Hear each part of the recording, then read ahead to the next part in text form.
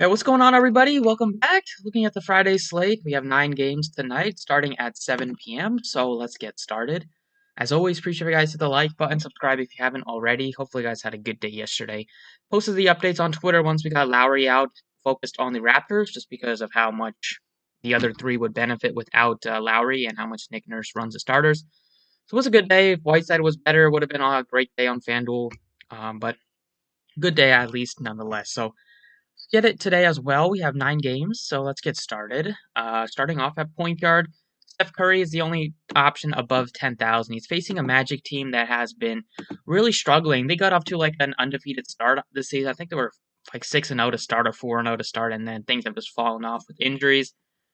Defense, don't really play defense. Do the Magic. It's a pace up spot for the Magic themselves. The Warriors play fast, so it should be somewhat of a higher scoring game here. Don't mind going to Curry. I think there's some better spend ups that I'm kind of focusing on, so I won't really have him. Trae Young against Boston. He finally had a good game against this Boston team. It's a home and home or a one of those like double head games with the same team. So Trae Young at 9,500 price tag is fair. He's been playing up and down. It's kind of been tough to kind of nail him down because he's been in the 30s quite a bit, and at this type of price tag, if he does happen to get to like 37, 39, it will kill you. So I think he's decent for tournaments, but he's not someone I'm looking at in cash games. Simmons probably should play. Donovan Mitchell, that's going to be dependent on the status of Mike Conley, who's still been missing games with a hamstring injury. We'll see if he's still questionable. Yep, still questionable, so we'll have to wait and see. It's also a 10 o'clock game, so we probably won't get that news. Also, Kawhi Leonard and Paul George are both questionable, so Leonard has been missing a lot of games recently, missed like 3 in a row, I think. But we'll see if he can make a return today, but it's 10 o'clock game, so we'll probably not know the status of either one before 7 o'clock. And Jamal Murray's price tag has jumped to 8,000. Denver have been limited in the last few games. You've seen Murray have to carry a lot more of the scoring role, and he's been playing great. It's a different spot here against the Cavs in terms of Cavs have been so bad recently. This game could easily turn into a blowout, and the Nuggets don't have to play the fourth. So for that reason, and the price tag has gone up on Murray. He's not somebody that I'm really focusing on DraftKings. SGA against Milwaukee looks decent, but he's also a little bit worried about paying that much for him when it's only his second game back after he missed a handful of games with an injury. So we'll probably take a wait and see. At least not a wait and see, but at least wait for a better spot for SGA here. Then in the 7K range, we have Ja Morant, who looks pretty appealing at 7,400. He has been playing pretty good. They are having some questionable pieces. Dylan Brooks is questionable. DeAnthony Melton is questionable. So we'll see if either one of those guys are out. It'll benefit Morant. He had a triple-double last game, even though he shot 4 of 14. He's been aggressive, getting a lot of assists. Can get you some rebounds. It's a good spot. I think this could be a pretty interesting small game stack here with the Grizzlies and the Pistons. Pistons have had some decent fantasy contributors recently, just with them shipping, like about to ship Blake Griffin and then shipping Derrick Rose. Their rotation has become a little bit more condensed, and it's really benefited guys like DeLon Wright, Plumlee, and Grant. So Morant, I think, looks appealing in the 7K range. I'd rather go Morant over Sexton. In the 6K range, Lowry's doubtful. Holiday's haven't had his status updated, but probably won't play on a back-to-back here again. So if you look to Kemba Walker, he's 6,500. Jaylen Brown is questionable with the knee. He's been dealing with that for at least like last month or so, and he's finally popped up on the injury report after playing a bunch of games. So it could be a game where they just kind of give him a day off because they have been playing a lot of games recently. So there's a chance Jaylen Brown sits tonight, which would benefit Kemba, benefit Tatum. Then Clarkson, 62. I mean, you can't really play him unless you know the status of Conley. Even if Conley's out, 62 isn't the best price tag for Clarkson. Rubio's also 6,200. He's not a guy that I really get to. He had a good game last time out with 13 assists and 20 real life points. I also played 35 minutes, which is something he hasn't really done all season. I don't think I want to go back to that. That game was also a huge high-scoring game, 128-134. Went into overtime, so that helped Rubio get some extra minutes. I like DeLon Wright at 6,100. He's been back when they had Rose, back when they had Griffin. He was playing like 23, 27 minutes, splitting point guard duties with Derrick Rose. But recently, 39, 36, 35, 32, 37. Just been playing so many more minutes, and a guy that does a little bit of everything: scoring, rebounds, assists, gets you some steals. Against Memphis, should be a high-scoring game here, at least a faster pace game. Pistons get a pace-up spot here, so I do like DeLon Wright at only 6,100. He does give you a big-time ceiling in the 40s. And then the 5K range, you have MCW 51. I don't really want to get to him. You have Garland. Looks all right, but I don't really want to get to a lot of Cleveland unless on FanDuel you have like Chetty Osman, super cheap. I think he looks good on FanDuel. And then for cheap plays, it's like Maladon is 4,700. He looks decent. And then have to take a Compazzo if they are missing Barton again. He looks okay, but Morris isn't on the injury report, so he's still going to be coming off the bench. So looking at all the point guard options, I think the guy that I really want to get to is Van Vliet.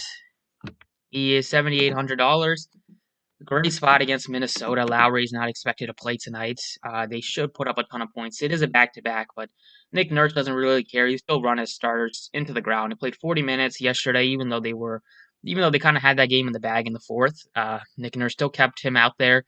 Didn't shoot the ball particularly well, but he had 8 assists, 5 rebounds. Just going to do a little bit more usage. Just going to have a little bit more usage without Lowry out there, and the minutes should go up a little bit, and the assists should also increase. So I really like the price tag. Minnesota can't stop anybody defensively. At shooting guard, Levine looks appealing at 93s. Looks good for tournaments. The Sixers, good defensively overall, but they've given up some big scoring games to guards. We saw Clarkson drop 40 against them a couple games ago. We've seen guys like Devin Booker go off against them recently. So I definitely wouldn't cross off Zach LaVine here at 93, even though it is a high price tag. Even if George plays, I don't want to play him against Utah. Don't want to. If we'll have to, Mitchell is in play if there's no Conley again, but probably won't get that news. So it'll be tough to have Mitchell in there before lock. SGA, if you wanted to go stack this game up, you could. I don't think I'll have SGA tonight though. I like Van Fleet a little bit cheaper. I like going up to Siakam. I think we can go to like John Morant, who is $800 cheaper. So not a guy think I'll get to. Middleton's been struggling recently. Price tag is still fair given the fact that Holiday is probably not going to play. I like Giannis more, but Middleton is in play tonight. And then Beasley is 6,900. He's been playing pretty good basketball. Even though he came off the bench last game, he still got 41 minutes. When he goes off, it seems like Anthony Edwards doesn't have a great game, and then it's kind of the opposite. So he took 25 shots. He absolutely chucks out there. I will have a lot of Toronto, so I don't mind going with guys like Beasley, Anthony Edwards. I still lean Edwards over Beasley, who's 7,000 almost, and Edwards is 6,000. Edwards, bad shooting game last time out, but before that, minutes have gone up with him, and the scoring and rebounds assists have also kind of trickled upwards. And with Karl-Anthony Towns back in the fold, it should be a closer game here. So, still don't think I'll get to Beasley. Lou Williams, can't really get to him unless you know the status of Kawhi and Paul George. Terrence Ross, absolute monster game, of course. Once Fournier came back, he had his huge 50-point ceiling game. It'll be tough to go back to him, I think. 65, with Ennis expected to be back and Fournier back, getting some more bodies. I don't think I want to chase Terrence Ross at 6,500. Then can't really play Diallo. I do like Howell. He was super low owned yesterday. He was in the updated core, which was great because they ended up kind of being the guy you needed in some tournaments. At only very low ownership, 6,400. He always goes off when they're missing Van Fleet or Lowry, and that should not be a difference tonight against Minnesota. I think he's a very good option to go back to. And then we have in the 6K range, we have Edwards, Wiggins. I like Edwards. I like both of these guys. I'd probably go Edwards over Wiggins. In the sub 6K range, you have like Josh Jackson been playing better, but I like a few other pieces. I'd rather go up to DeLon Wright, who's only $200 more. And then Brooks is questionable. If he's out, you can look to Grayson Allen, who's already kind of been priced appropriately at 49. But maybe we can look to Bane, who's not on the injury report. If Brooks is out, he'll probably start, and he's been a great shooter for them. The rookie's been shooting almost 50% from 3, can get you some assists as well. So looks like a decent value option. And that's pretty much it at this position. You like Mikhailuk still got you almost 20 minutes, but couldn't hit a shot. So kind of a tournament option. But that's pretty much it here at shooting guard. Small forward, a couple of Q tags up top, but Ben Simmons should play is probable. Don't really know about Kawhi's status. Even if he plays, 97 isn't a core play against that Utah defense. We have Jeremy Grant, who put up 43 points and only had 48 fantasy points. So his peripherals have definitely come down recently with Plumlee getting a lot of rebounds and DeLon Wright handling the ball a lot. Still looks like a decent option here. I think this game is somewhat appealing. But I'd rather go a little bit cheaper, I think, with Norman Powell at 6,200. He looks good. Just with a nice cheap price tag for him. We have Edwards, Michael Porter, if they are without Barton again. Looks somewhat appealing, although this game as a whole isn't that thrilling, just because I could see Denver just blowing the roof off the Cavs, and then the starter sitting in the fourth. For value at this position, it's Saddiq Bey's been playing a lot more minutes since they decided to sit Blake Griffin. 56 is a appropriate price tag. Does give you a lot of upside because, of course, he can get hot from 3, but I don't think he's a core piece tonight. And for value, it's Ennis has already been priced up to 5,000, so he's not interesting. MCW is not really appealing to me. Osman looks decent at 48 because Prince is out and Drummond's not playing, so can get you like 25 to 35 minutes. Biggerstaff also hates him, so minutes are also kind of up in the air, especially as this game goes out of hand, but should be getting the opportunity, should be starting today. Then you have Gallo is only 4,300. He looks like a good value option. Definitely volatile because if his shot's not falling, he's not going to be much of a fantasy contributor, but price tag is definitely cheap enough to take a shot. Bane is at this position. He looks good. And then for value, it's Bemry is only $3,100. I think you definitely can make a case for Bemry just because he's cheap. Should play. He played 37 minutes yesterday, and he looks appealing. Although they did play Siakam at the 5, and I don't know if they want to do that against Karl-Anthony Towns. We'll have to see what their starting lineup looks. It could be a spot where they go back to Bane starting, which would take some minutes away from Bemry. So I still like Bemry, but I want to take at least a little bit of a wait-and-see approach. Power forward, I love Giannis at 10.8. My favorite spend-up of the slate. Not really a surprise. We have Zion, who's been absolutely killing it. It's a tougher matchup against Phoenix. They play good defense. But Zion's been playing off the charts, scoring right around the basket. Nobody can stop him when he's inside the paint. He gets you rebounds, gets you some assists, plays pretty big minutes compared to last year. So I do like Zion, but Giannis is 10.8 against this OKC team. They play fast. OKC is one of the worst defensive teams. Even though Horford is back, so that will help keep this game a little bit close, and SGA is back for his second game. But we're getting like big time minutes from Giannis now, which is just something we haven't been getting and not something we're used to. Especially if Holiday sits, just the assists have been there, the rebounds are there, scoring is going to be there, takes a ton of shots. And nobody can stop him on OKC. If they put Horford can't keep up with him with his legs, and then like Baisley is definitely no match for him. So I definitely expect Giannis to bounce back here, and they definitely want to get a win after kind of losing pretty badly to the Raptors yesterday without Kyle Lowry. So really want to get to Giannis. I like Zion. Looks like a great price tag. We got Pascal Siakam, who's also going to be another guy that I get to. Probably put him in at forward here. Pascal is 7,700. I really want to get to VanVleet and Siakam in this type of spot. He's been going to benefit a lot without Lowry in terms of just usage, getting you a little bit more ball handling responsibilities. Just such a great spot against Minnesota. And with how much minutes he's going to play, I think he's a no-brainer at 7,700. So Giannis, Siakam, my two favorites. Zion is my third favorite as out of the spend-ups. And then Grant looks like my fourth option here at 75. In the value range, Kyle Anderson's been absolutely killing it. nobody's been playing him because the minutes still are not really there every single game, but the fantasy's just been there, so we're not really sure what to do. The price tag hasn't really changed.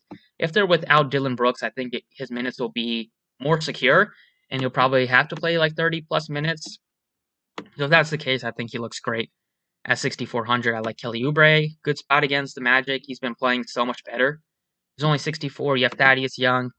Revenge spot. They have gotten Carter back, but tough spot for him against Embiid. Could get into foul trouble. Minutes for Thaddeus have been solid every single game since Markkanen's been out, and he's a guy that looks appealing just because he's never going to get that much ownership, and it's a good price tag at 5,800. And then we have some guys I'm not that thrilled with, but are somewhat appealing, like Crowder's 4,800. He's back into the starting lineup, so minutes should be back over 30, which is a good sign. He's a guy that has been hitting value recently, 33, 31, 31, and we're getting a decent price tag on him, so he's in play if you needed a 4K option here. You have Chetty Osman. Crowder could be a nice pivot off of Osman, who should be popular, I think. Gallinari looks good at 4,300. And then for value, it's not a ton at this position.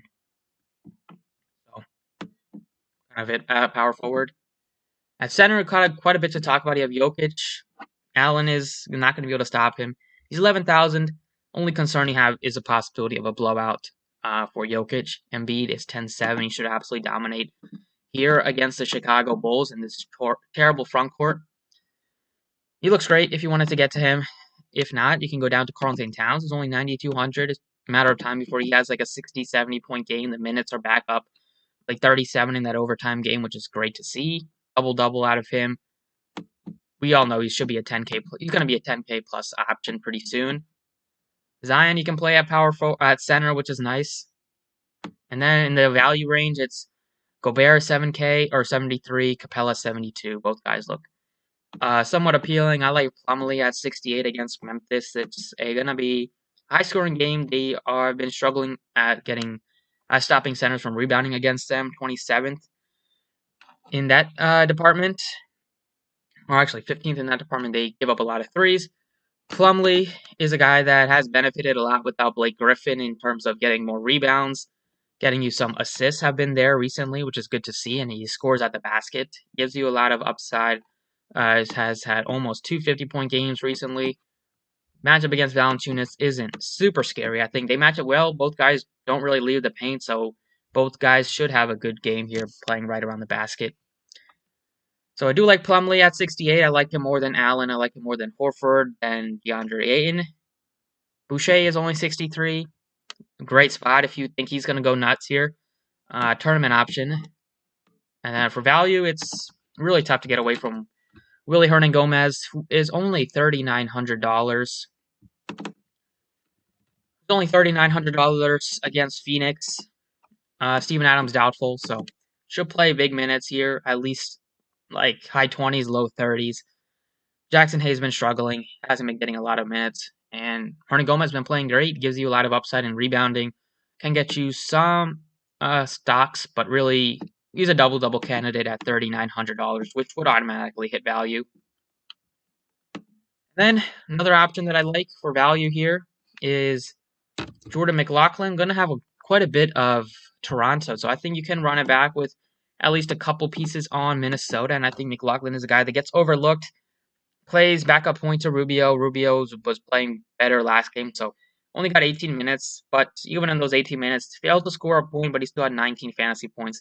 That's kind of what I want out of my value guys, the guys that can still get it done even if their shot's not falling, and he's definitely fits that bill, has multiple steals in like 4 straight games. Kind of like a TJ McConnell-esque in terms of being a pest on the defensive end, gets you assists, gets you a couple of rebounds, and can score some points. So at 37, right now we don't have a lot of value, so I think he looks appealing just because he can get you in the 20s, can get you in the high 20s in fantasy points at only 3,700. So that is going to be something that I will be interested in.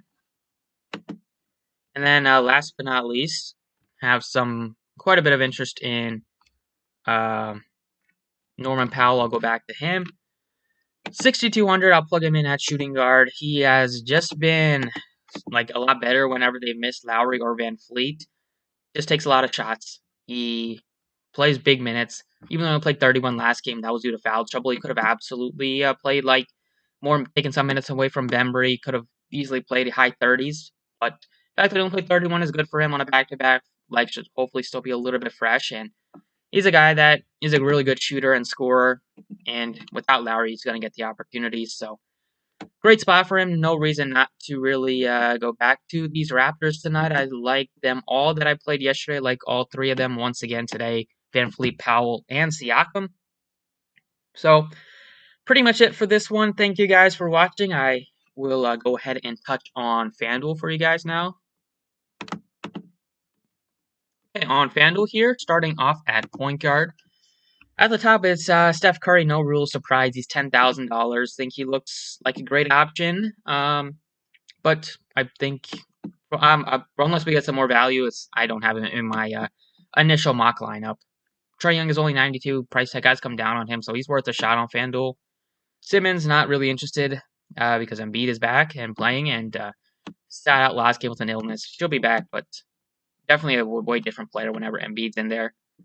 Chris Paul's been playing good basketball. It's a good spot against the Pelicans. They give up a lot of points recently. Their defense has really fallen off, and Adams being out is not going to help. Lowry is doubtful, so we don't have Van Fleet. He's a shooting guard, as he always is. So at point guard, can't really capitalize on that on Lowry being out from the Raptors side. I really like John Morant, who's only 7,100. Jamal Murray's price tag has gone up to 75. He's still appealing, but I'd probably go to Ja, who's $400 cheaper. A good spot against Detroit. I like Delon Wright a lot at 6,600. I like Kemba. Hopefully, well, if Jaylen Brown is out, that will definitely help Kemba. He's only 6,200.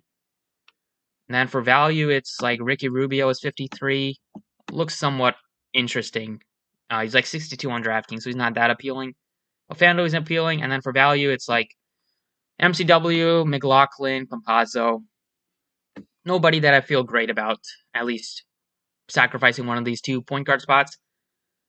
I like Delon Wright right now. Go ahead and plug him in at 6,600. Shooting guard, Levine is 95. Definitely kind of in a tier of his own. Nobody else is even close to him in price. I think it's tough to get away from Van Fleet. At 8,000, he's looked better than SGA, than Donovan Mitchell, than Booker. So he's a guy that I'll definitely get to. Great spot against Minnesota. Tough to pass on that. Then Edwards, 63. Looks appealing for tournaments. We have Powell is only 58. He looks appealing. And then Dylan Brooks is 55 if he plays. If he's out, then we can look to some more value, like Grayson Allen is 47. Cam Reddish is 45. He's been playing better. But, of course, whenever you go back to Cam Reddish is when he kind of sucks again. And then, yeah, Bane is 39 for value. Small forward, it's Pascal Siakam, my favorite spend up at 8,700. Middleton is still at a good price tag, but he's been struggling recently. Anderson is 7,000. The price tag has gone up, so he's not that appealing, even if they're missing a few guys. I like Oubre at 66. I like Sadiq Bey at 58. You have Michael Porter if they're without Barton once again. And then for value, it's like Gallo is 46. Ennis is 45.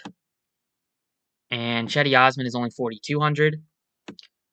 So on FanDuel at least, still like Pascal Siakam, 8,700. Power forward is Giannis at the top, 11-3. He looks great. If there's no Brown, then Tatum looks excellent. You have Zion at 87. He also looks appealing. Don't have interest in Tobias. Don't have interest in Draymond, even if he plays.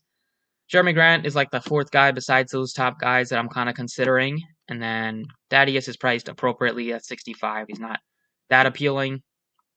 And then don't really have that much interest in Baisley with Horford back. Clark coming off the bench, been tough to kind of pin him down. Had a decent game last time out, but still not something you can kind of count on going forward unless he's starting and they're missing some pieces today. And then for value, it's Crowder, it's Daniel Tice, it's also Jermichael Green. Go ahead and plug in Giannis, 11-3. These are kind of the spend-ups I'm considering: Van Fleet, Siakam, Giannis. And then for value at center, It's tough to not play Hernan Gomez, who is 4,400. Want it to be different, at least you can go to Jokic at 10.6. I like Jokic a little bit more than Embiid, but you have both of those spend ups. You have Vucevic at 97, and then we have Mason Plumlee and DeAndre Ayton at both good price tags. But seems like really Hernan Gomez is going to be the cash play, at least for tournaments. You can go to those other pivots, but Hernan Gomez, assuming Adams is indeed out, he's just tough to pass on. So that's it for this one. Thank you guys for watching. I appreciate it. Best of luck tonight, and see you all next time.